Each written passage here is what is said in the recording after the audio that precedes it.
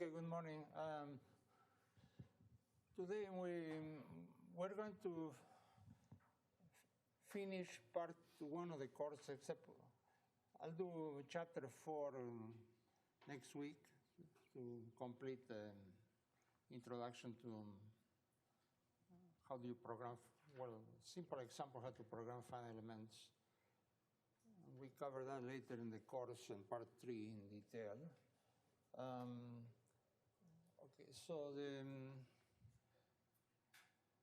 Okay, so the exam is October 6.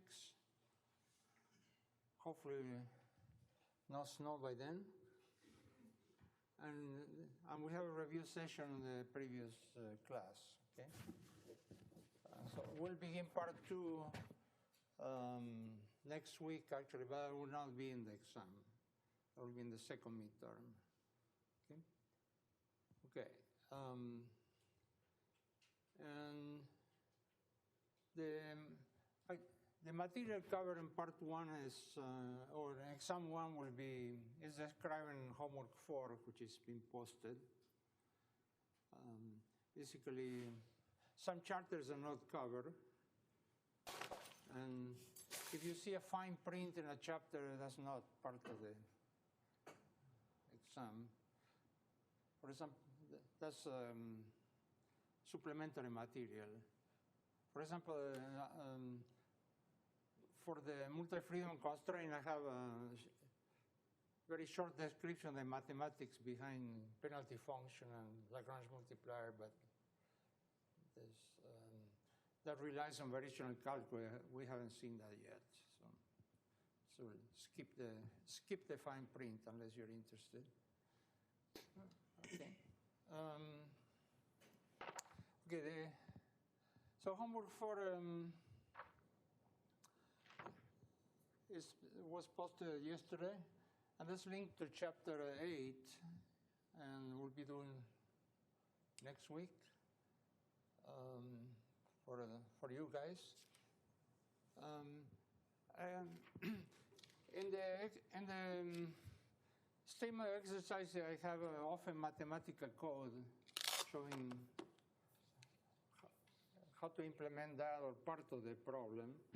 And I'm trying now to complement that with something called pseudocode. You know what pseudocode is, right? Or some of you do. It's kind of informal description of, still in a higher level language. I was able to do it for one problem. Let's see if I go back to this chapter 8.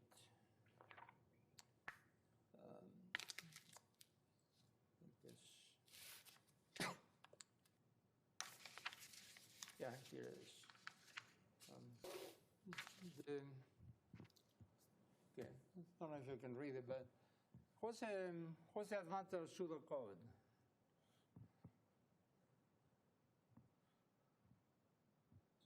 You probably had done this in your undergraduate, right? Or computer programming. Okay, there is no language like pseudocode. It's a pseudo language, but it can be translated into what? Any programming language. Yeah. Basically, that one is written sort of in a high-level language, but of course, when you go to a low level, you have to expand the operations. Okay.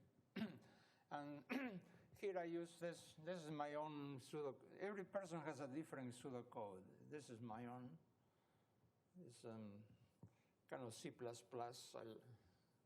thing, but also a bit of Pascal there.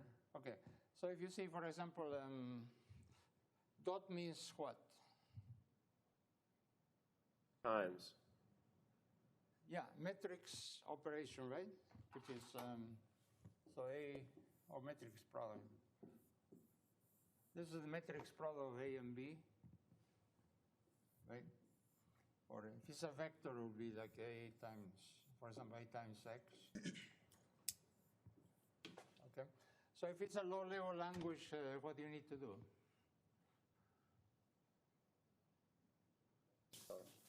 You you have to write a code to multiply matrices, or you write a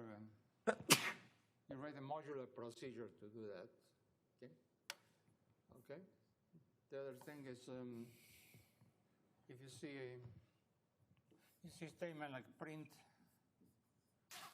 k, it means what?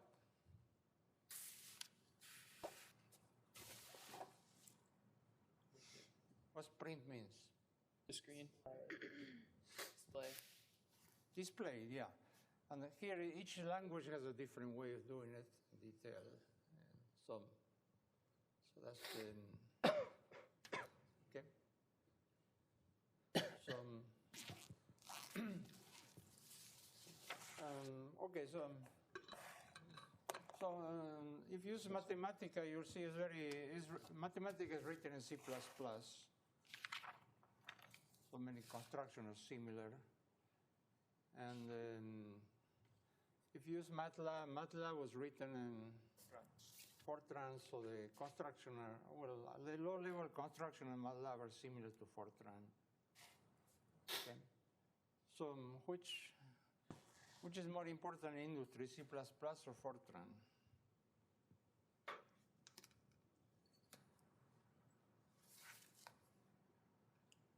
Can you guess? That's important for your resume, right? C++. C++. Yeah. If you go to engineering group, there's some favorite languages now. And Fortran is out of the question. It's gone. But if you go into a group of physics still they use or chemistry, they still use Fortran a lot. Because there's so much old code, you can use it. So just in case, put in your resume every language you ever encounter. The favorite one in some industries now, Python, which is, you know what Python is? It's really a wrapper language. That means it's a high-level, sort of high-level language, and then you write low code in C or C++. Okay. Okay. So that's. So I'm trying to finish that this weekend for the chapter 9. But anyway.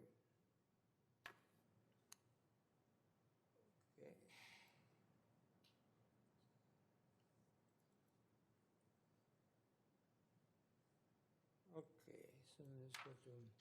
Okay, chapter 10, which is the last one in part 1, is kind of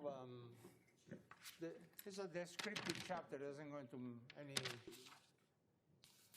much detail. Just give you a flavor of what's done really for some complicated systems. Okay, so you remember what a superelement is?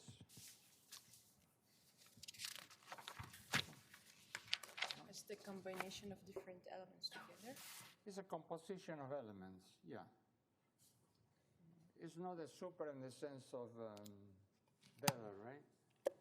You have man and Superman. Superelement is just a collection of elements, but which is considered as a one unit.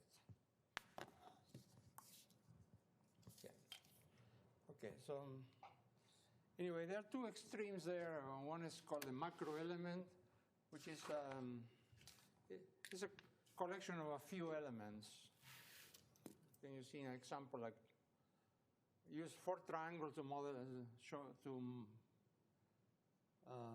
assemble a quad, and then use a quad as the element the user sees. Okay, or substructure is the other level. You start with a complete finite element model, and you split that into parts called substructures, and actually the process can continue to several levels. Okay? So the name superelement came in the early 70s to essentially for the whole spectrum. This. Okay. Okay. So substructure was invented in aerospace actually in the early 60s.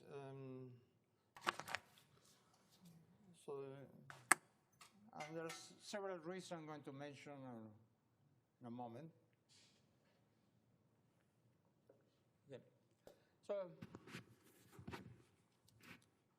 Okay. So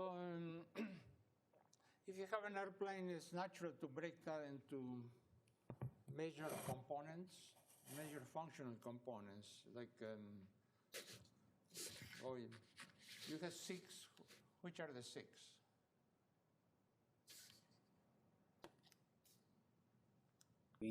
Wings. Fuselage. 2 wings, 1 fuselage. Control surfaces. Yeah, stabilizer and rudder, right?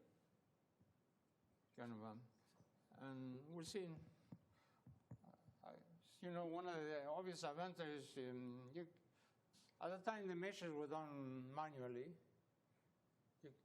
or you still have to do that for complicated systems. So if you do the mesh for 1 wing, you can mirror that for the other wing, the same.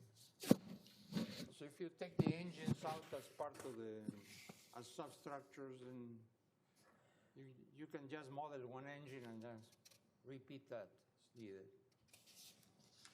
Okay. Right.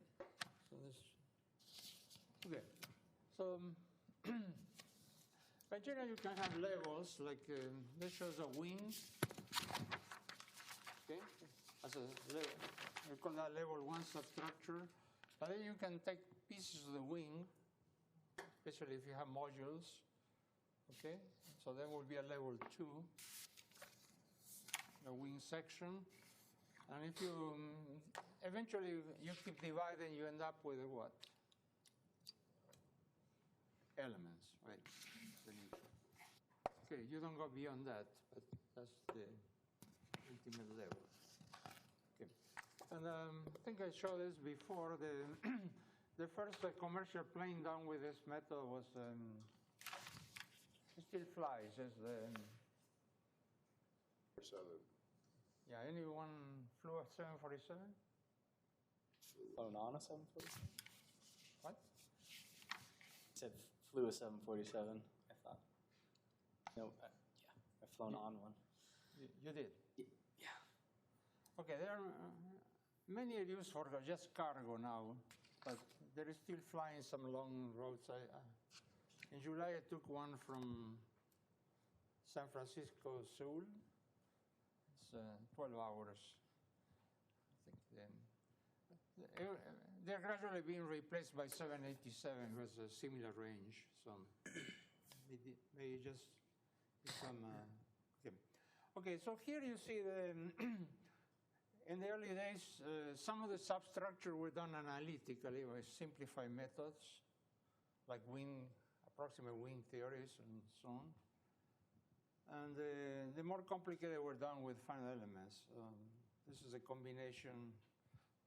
Here the difficult part was the wing fuselage intersection is very complicated structurally. Okay, so the gray areas were done with finite elements, and the others were done approximately with analytically. Right now you do everything with finite elements, pretty much. Okay. And 25,000 equation was a lot for that time. You told me a full analysis of that, going through all the stages took like 2 weeks just to do one run. Some way. Okay. This is a DC-10, which I don't think there's a DC-10 left, right?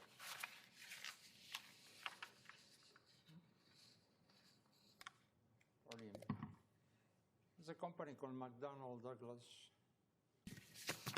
So here you see the split. Okay.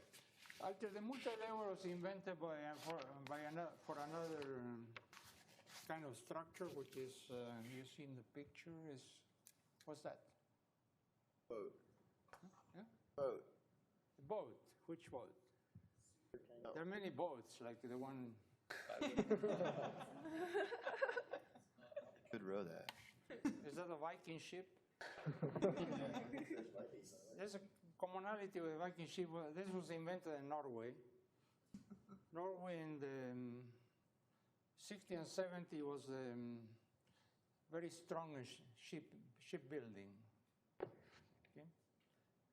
Now that's gone to Asia, but they were doing a lot of super tankers, and super tankers are very modular. Can you see why are they so modular? Yeah, but essentially repeated sections, right? And the reason is to reduce the cost. Okay? So you see there a typical module. Okay, and that's repeated, say, many times. That, of course, parts are different, like front there. Okay, so that's how it looks like. And so this will be level. This is a full system. This is level 1. Okay. And then if you want to get into, you can still break up the module into pieces, like, oops. I thought that was a great picture. Can you see where that is? Lightning. An offshore. It's between Scotland and Norway. There's something called the North Sea. Okay. At that time, there was a lot of well, there's still a lot of oil rigs. Some, I think they're going up to 500 meters with a fixed structure. So you see the top of the oil rig. That was also done in Norway. Okay. And CSAM was the first finite element code that had multi-level substructures. So that was the brochure, artistic. Okay. So you can still break up that into pieces, and the reason is you can then put together those pieces to form a module. Okay, so here you see some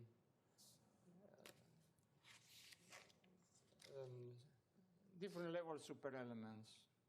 Okay, in CSAM they call the simpler one level 1, then assembly called level 2, and so on. But you see how it's assembled. Once you see these pieces as superelement, you can connect from that, and then you put this. Oh, I'm sorry, you form this one, and then you put two together, and you form that, and the way you build the module. Okay. Okay. Another case is, can you recognize this rocket?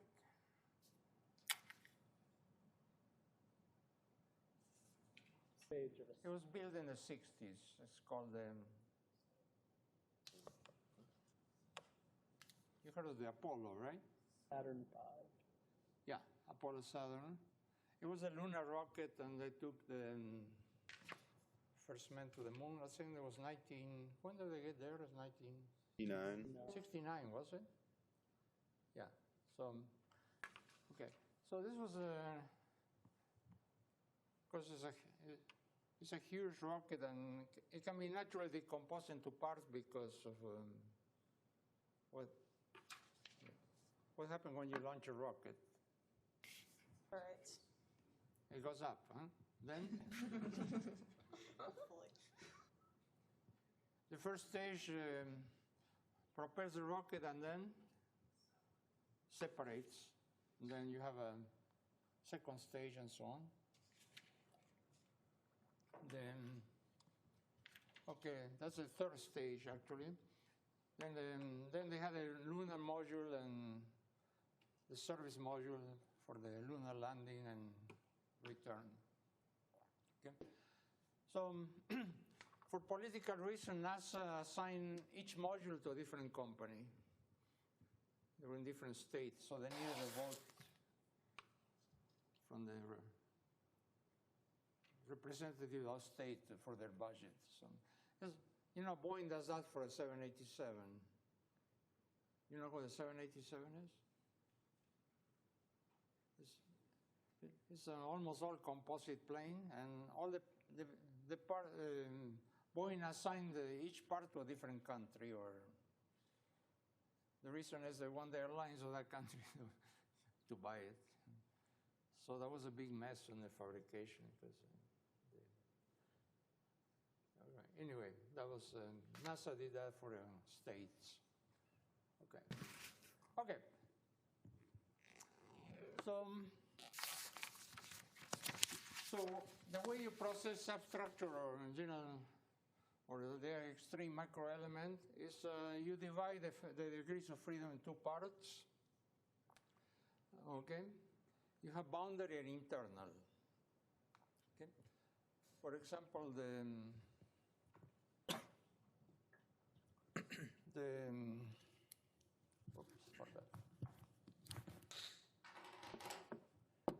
that's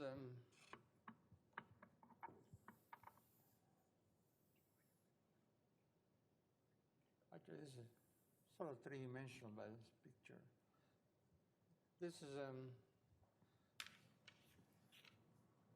let's say a rudder, and you have say a fun element mesh, kind of simple one, and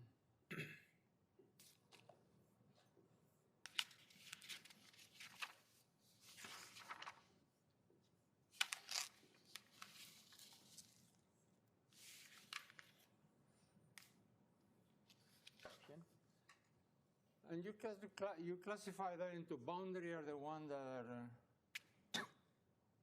connected to other pieces. So which one will be the boundary? The lower three? This one, right? This is a boundary. This is boundary points. And the other are classified as Internal. internal. Internal means disconnected. So the name came actually from microelements. So the other one is internal. Okay.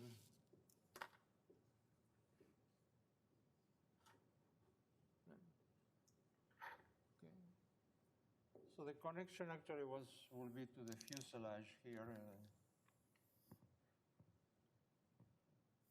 Okay, so this will be attached to nose in the fuselage.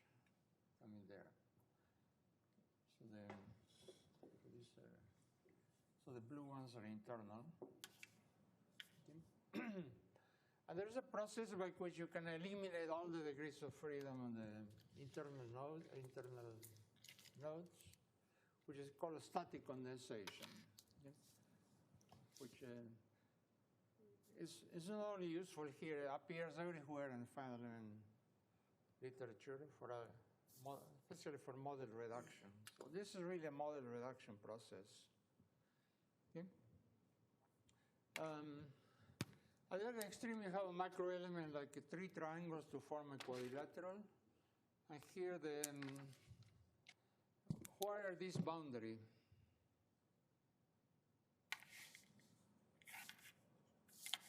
Idea?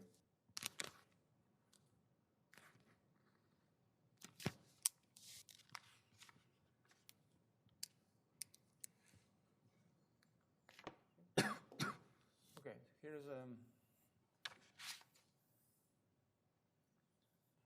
idea. You have only triangle in your code, but you want you want the user to specify quadrilaterals. That's useful for some applications. Okay. So these are boundary.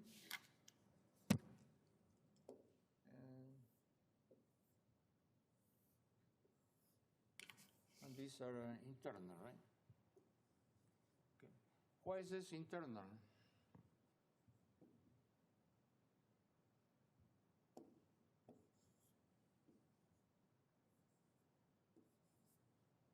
No idea?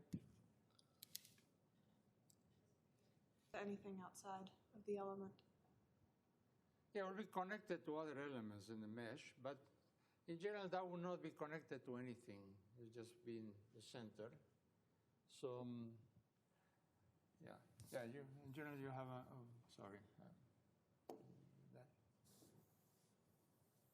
You have other elements of a mesh. Right. So this will be connected to others, but this one stays disconnected. And the process static condensation essentially eliminates that. So the user only sees the quadrilateral. Okay, that's very useful for constructing special elements like, I think I had a picture of a box element for bridges and element for honeycomb plates, etc. Okay. Okay. So the process of elimination is as follows. You assemble the stiffness metrics of the macro element or substructure, or in general, a super element, using an assembler. But you assemble only the elements pertaining to that portion, right? Okay. And then you know what matrix partitioning is? One. How do you have a matrix? How do you partition a matrix?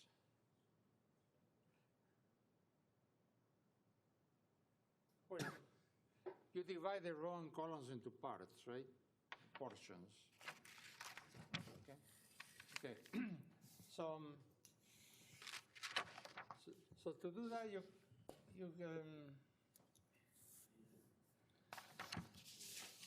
you order the freedom, so the super element into boundary and internal. These are vectors. Okay. And similarly, the forces are divided into boundary and internal. Okay.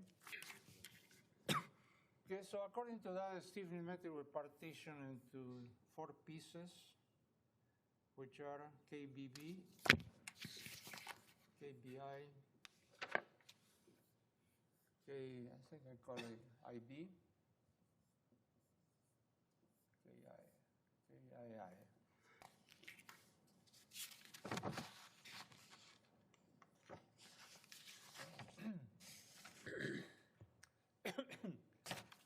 Okay. Okay, for a super element like something like that, you have a lot of internal nodes and just a few boundary. Okay, so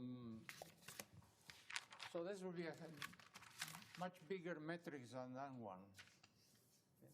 For example, this may be 1,000, this may be 100, right? So, okay, in macro elements here, you have more boundary than internal, so actually you have only 2 equations internal to eliminate and 8 outside. Okay, so the size of these may vary. Okay,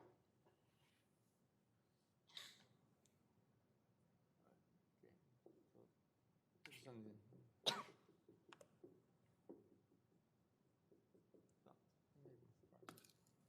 Right.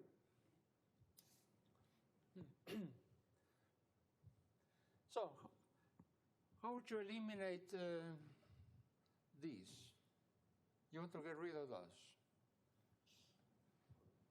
using matrix operations.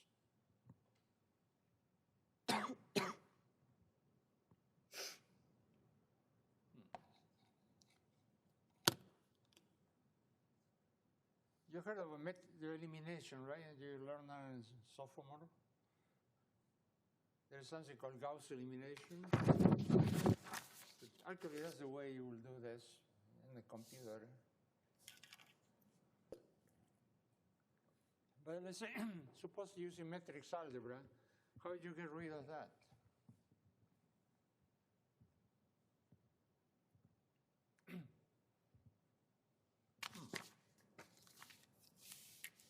You know, matrix algebra is a prerequisite for the course. Right? Well,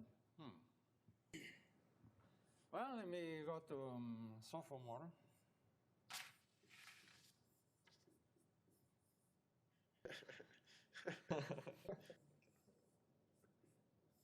This is a system. How do you eliminate y? The equations. You add equations, yeah. So you get 2x equal 4 and x is half, 2, and replace back, you get y. You follow that one? Okay, now you're an airplane engineer and you have to do that.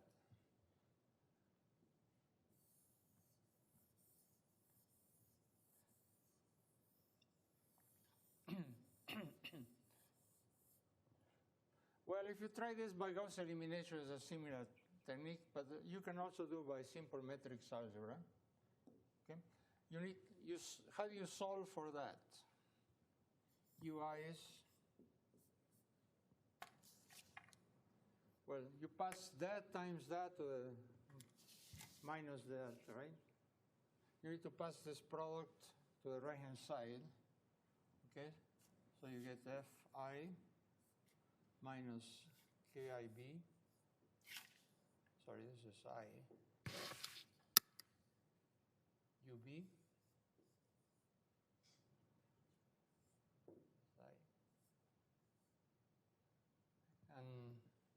And then to solve for that, okay, this will be this. You just solve for UI, what do you need to do? Invert it. You need to invert this guy, right? So you invert,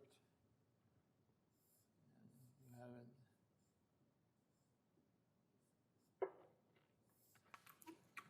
That, okay?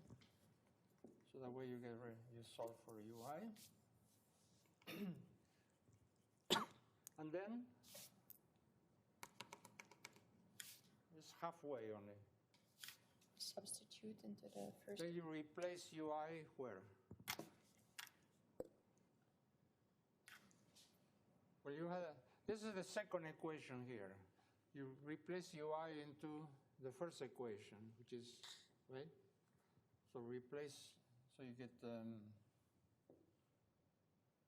okay, KVB used to be plus KBI used to buy, but used to buy is this guy here.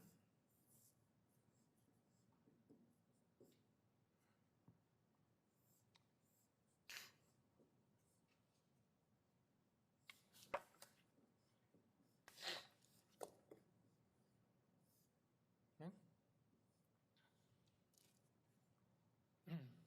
Okay. And now you put used to be here to the, pass that to the left again, right? Okay, so here's the process. Basically, you solve for used to buy, you replace into the first metric equation, you end up with a system containing only used to be, okay? Which is multiplied by this K tilde matrix equal to an F tilde force. These are called the condensed stiffness equations. Okay, so in matrix form, the K tilde is this combination, and F tilde is this combination. So, okay, that's the So you can do that in MATLAB. How many lines? One. Yeah. Can MATLAB partition a matrix? Probably.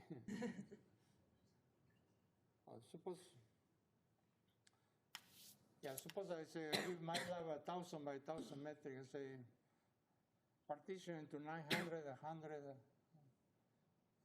Can I do that? Yeah. I can do that. Okay. Yeah, it's supposed to be a matrix language. So.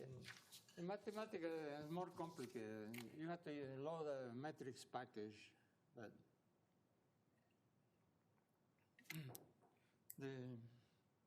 the business of MATLAB is matrices, right? That's in the name. Okay. Here, the expensive operation is inversion, but so don't try this on a big matrix directly, right? but this works fine in a like a macro element with few equations. I mean, inverting a 2 by 2, a 3 by 3 metric is microseconds, so no difficulty there. Okay. So in practice, the way if you code this by hand, for example, if you want to do this in a low-level language, like I had to do in Boeing, I use something called Fortran. You use something called Gauss elimination, which using Gauss elimination which year? Sophomore? Yeah. How many years ago was that? 10?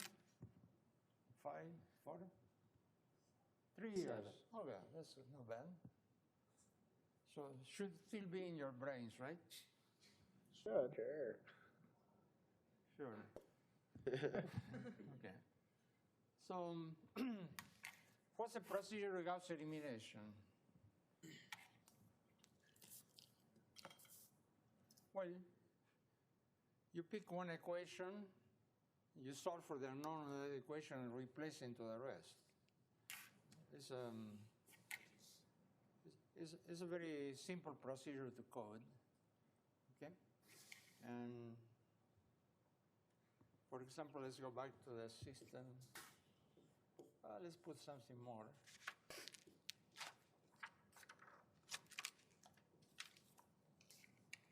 Okay.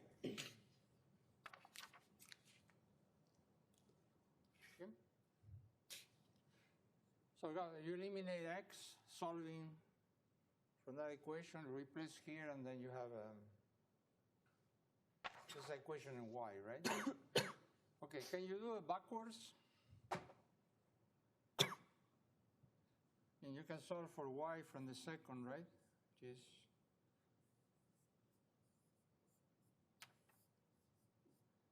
replace into the first, you get x, what?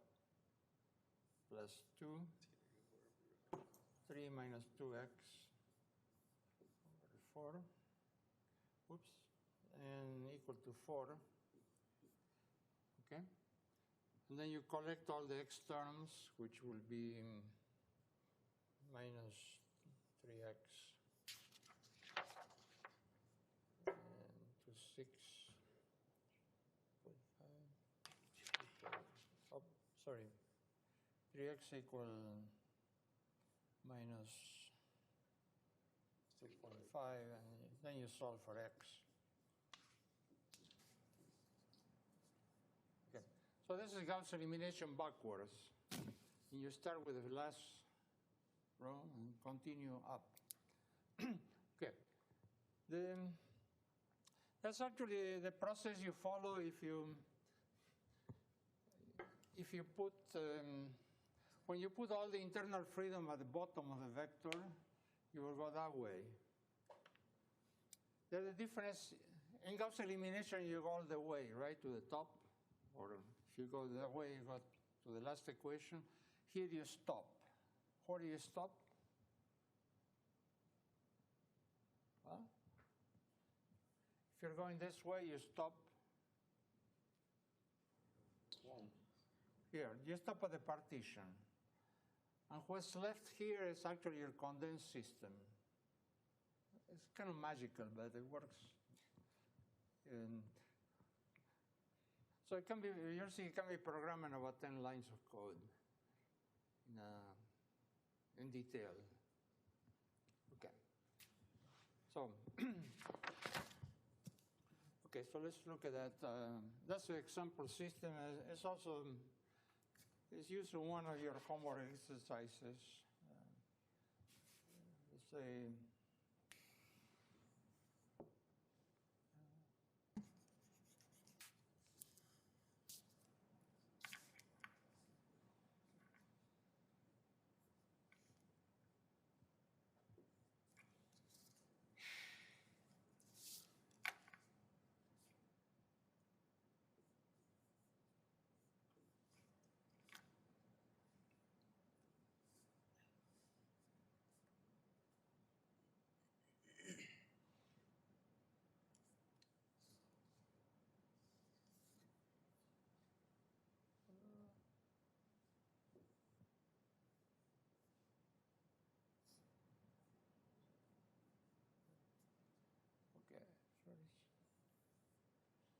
okay, that's the K matrix.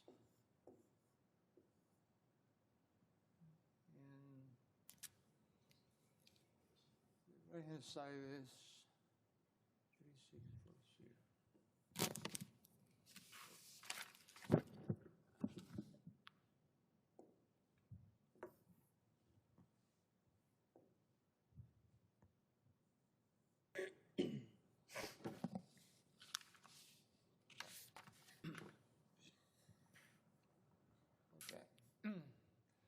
And the freedoms are, I show there, U1, U2, U3, U4, and you want to condense the last two. Make this a 2x2 system. Okay? So going backward, you begin with which row and column? From row last column. The last one, right? 8? As in the diagonal 8. Okay. So the way you code this is basically, you know the name of this guy? It's called the pivot. Okay. If you have 0 pivot, what happens? You are in Trouble. trouble. Yeah, big trouble. So let's hope the pivots are never 0. But if it's not 0, you can divide by the pivot. And then you modify the upper 3x3 block, this guy here, by essentially subtracting, let me use another color. You subtract -1 plus -1 divided by the pivot. What is -1 and -1? Well, there's this guy here and here, right? And this is the pivot. Bottom left should be -3. Oh, you're, In the top right. oh, I put the wrong number. Start making Yeah. the rows. Okay. Start getting rid of things as you Yeah. can.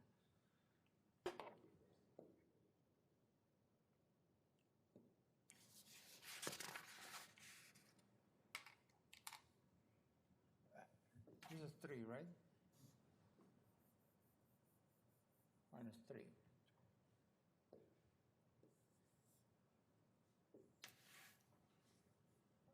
So -3 times -3, right? Okay. Okay, how would you modify, for example, this guy? Minus?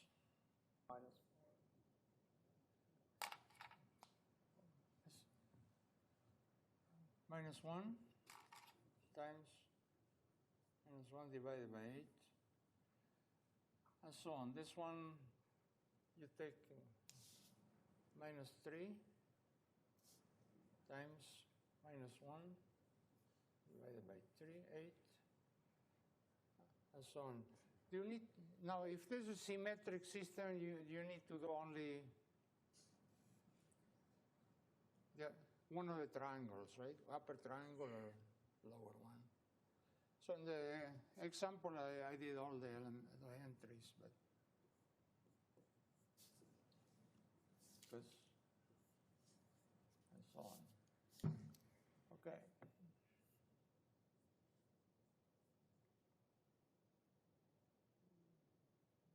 This is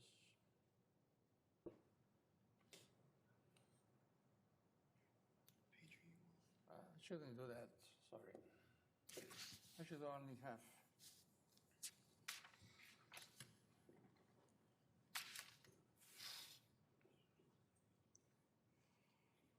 Also write way smaller. Okay. Right. And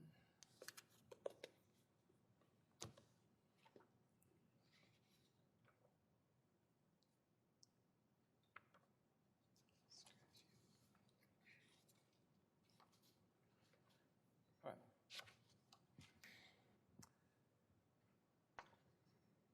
Okay. I guess this doesn't stretch, right? No. Like an iPhone screen. Don't have much time. Okay. And you do the same, exactly the same thing for the force vector. Here, to modify this, what you do?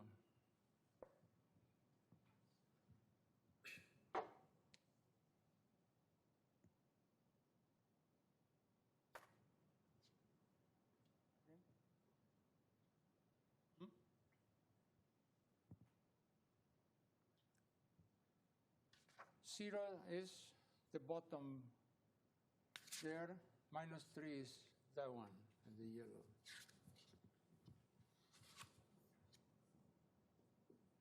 You can divide it by 8. In this case, the modification is 0 because you're dealing with that 0 there.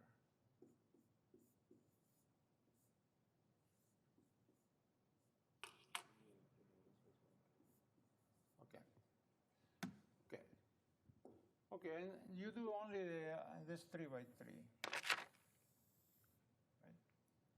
And this part.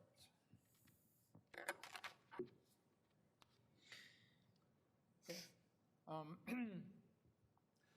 And now you can get rid of the bottom and sorry.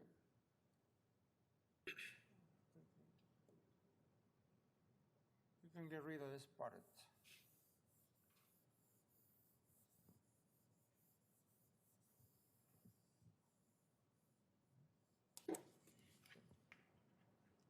So once you do operation, you end up with these are the condensed equation for U sub 4. If you want to eliminate U sub 3, you do what? Begin with that and do the operation on that, right?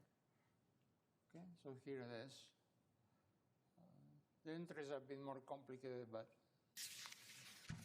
and you end up with this 2 by 2 system, and you stop there. You want to retain U2 and U3, U1 and U2. Okay? So these are the condensed equations. Okay. Can this be viewed as a model reduction system way to do things?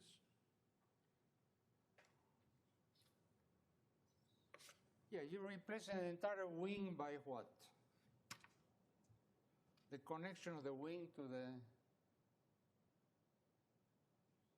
fuselage. Yeah, better be connected, right? Okay. So you end up with, in that case, with a much smaller system. It will be a full system, but much smaller. From say 5,000 equation, you go down to maybe 200. Okay. Okay, so this is called symmetric Gauss elimination. In case you want to look in the books. Okay. And sometimes that's useful in simple engineering applications to do, when you want to do model reduction of some system, like suppose you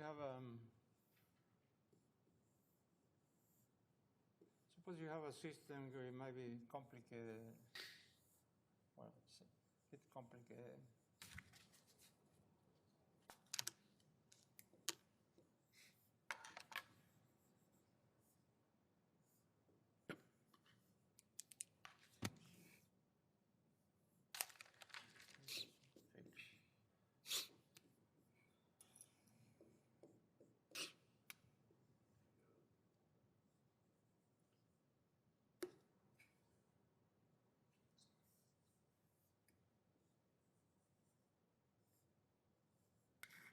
Okay.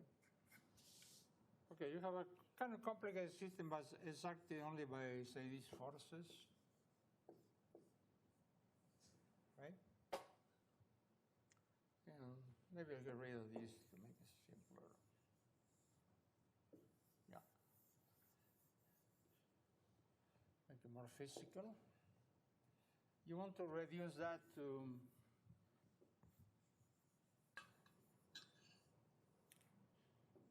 yes. This is called an equivalent, in this case, an equivalent reduced model.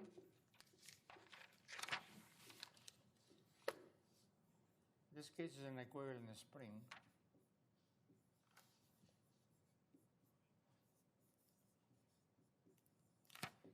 Okay. So how would you do that?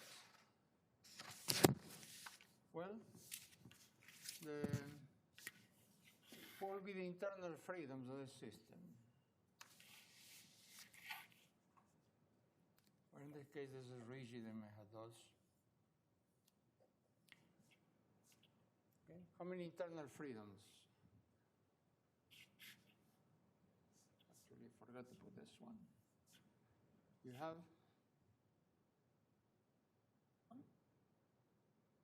how many blue circles? 8. 8. And the external freedoms are, or the boundary freedom, external boundary will be this, that. So those are the ones left here.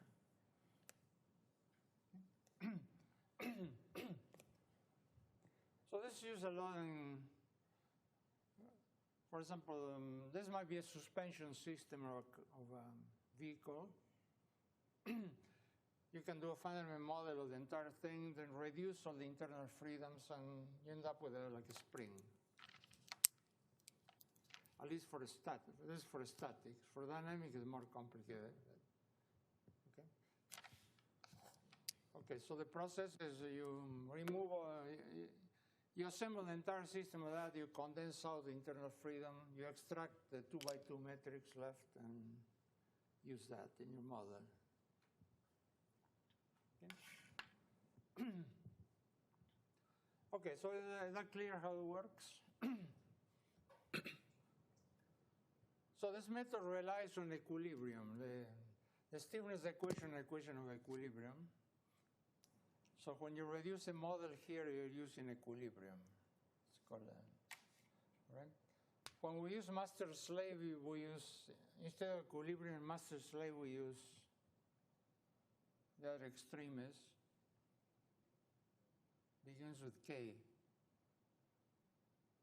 K-I-N.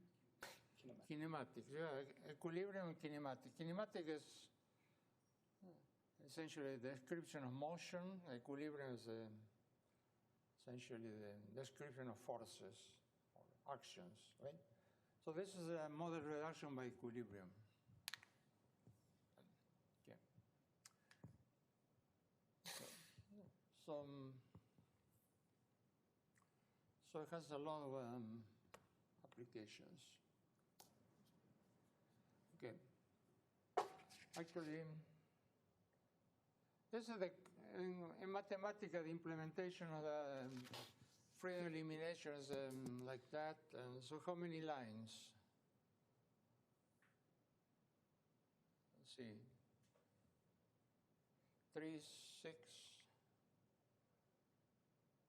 I was six lines. I said these are kind of closing the for loops. Okay. Right. And and that's very close to a low-level code like C or Fortran. Notice I'm operating with the indices of the metrics here. So I feed the K metrics of the original system. This is the force. Okay, they're printed out, and then you call this guy, and it will condense it out to 3 by 3. So this is, and then you call it again to do the condense freedom 3 and go to 2 by 2. So this should reproduce the example you did by hand. There. Okay.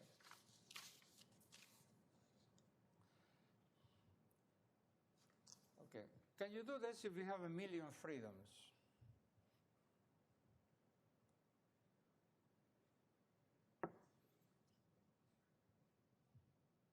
Well, maybe you model a current airplane like 787, you run into maybe 500,000 freedoms. Can you do this process for that much? The answer is? Can you try it at home? No. Okay. This is very simple because we're using full matrices. Okay? It makes no sense to have a 500,000 order matrix and you store it as a full matrix, right? That will take trillions of bytes. But typically, most of those are zeros, maybe 0.1% are non-zero. So you store that in a matrix, so-called sparse format. And then you have to do this in this operation using sparse matrices. Okay, there's where MATLAB has a very nice solution. MATLAB has a lot of sparse matrix libraries, which you can use in that case.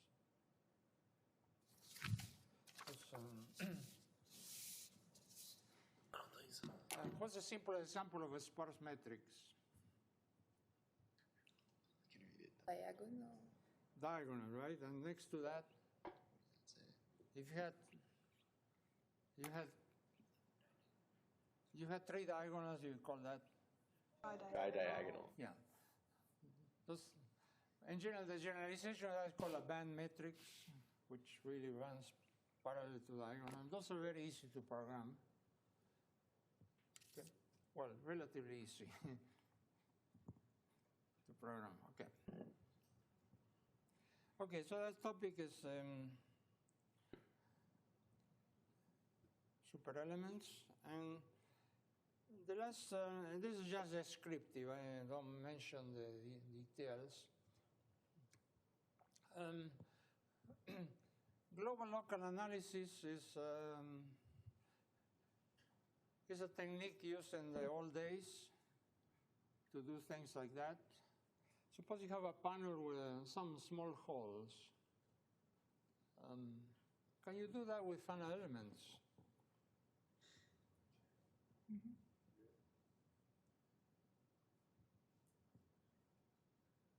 Yeah, but what's the problem? The holes. The holes. If you remove the hole, you can have a very regular mesh, but once you put the holes, what happens? Spider web. A finer mesh. Yeah, you need, if you want to capture the stress around the hole, you need, what? Finer. We talk about in lecture 7, you need a finer Fine mesh. Fine mesh, because you have to capture those high gradients within the element, right? So that will makes this thing more complicated. Anyway, that's the direct approach. You mesh everything and you put finer mesh. There is another approach, which is you do 2 passes. Can you guess? Can you guess the other process? You do. Okay, so let me draw it.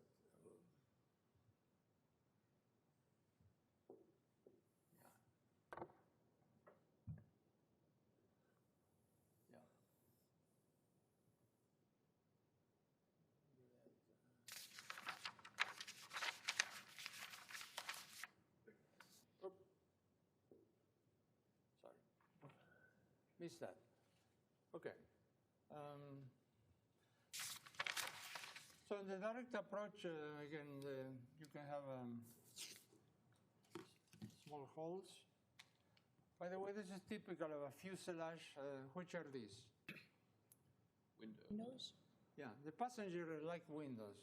I don't know why they keep windows, because during flight normally they're closed. So, and you cannot see anything. But traditionally, you need windows.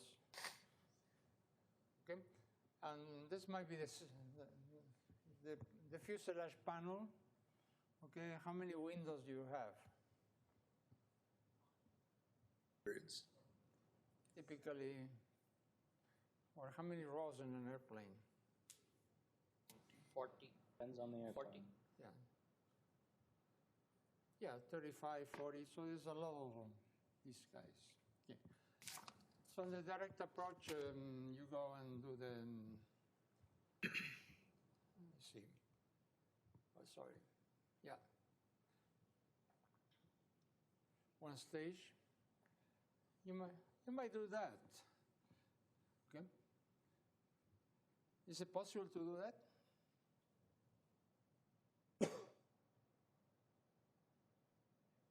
Yeah. You can do like coarse mesh.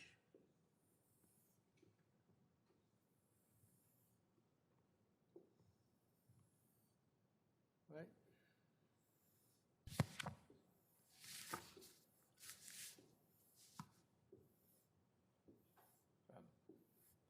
And then refine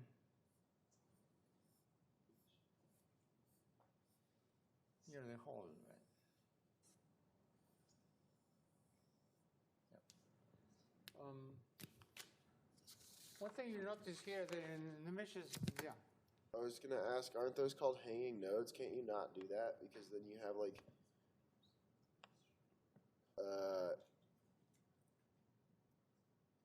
aren't those called hanging nodes? Like you just have the lines going, but then ending kind of in the middle of nowhere.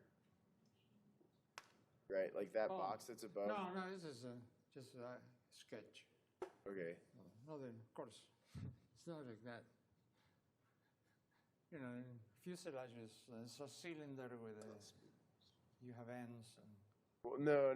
I mean, like from the fine mesh to the coarse mesh, you kind of have there's some lines that just. end. Yeah, I was getting to that. What happened here? You have no matching nodes, right?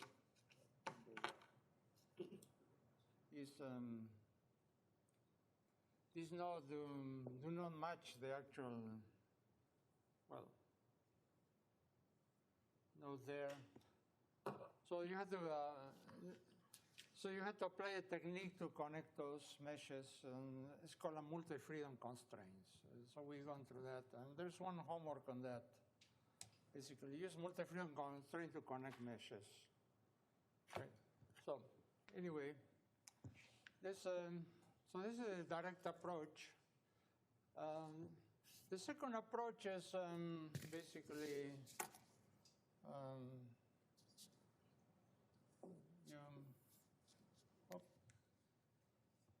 wrong color.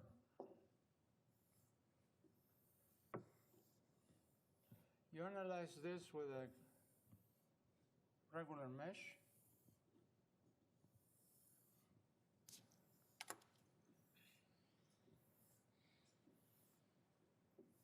Okay. Okay. Actually, this is not very good, sorry.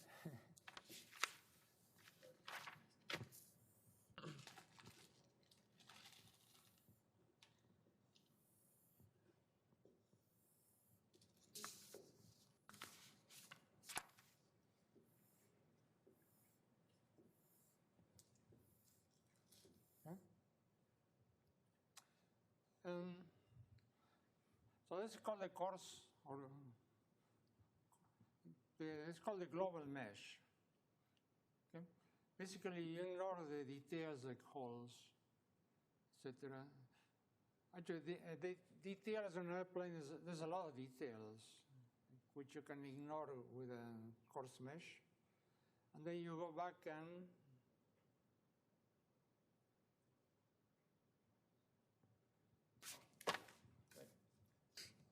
suppose there's a hole there, another.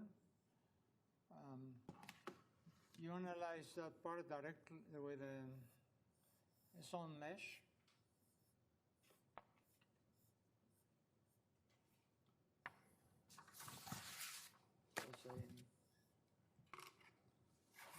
Let's blow it up. The only question is what are the boundary conditions on that?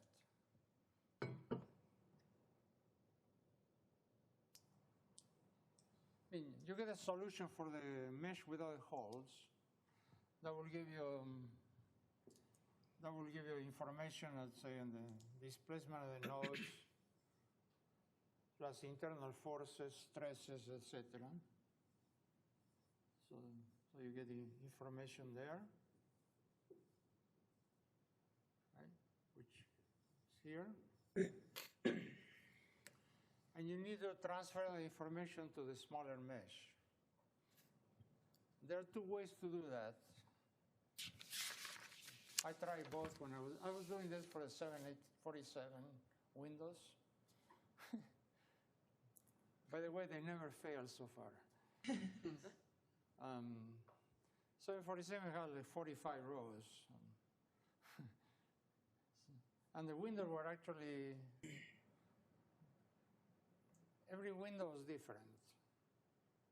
I mean, to you they look the same, but the way the line in the fuselage is different. Okay. So I had to transfer it. The engineers gave me the solution from the full model.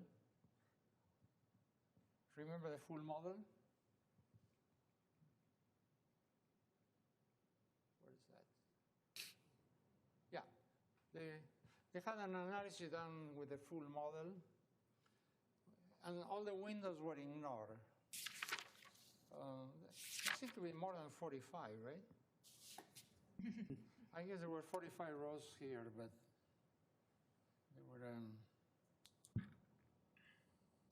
okay. Maybe they had like 60 windows on each side. Okay. Okay. All right. So you have a solution for that, and you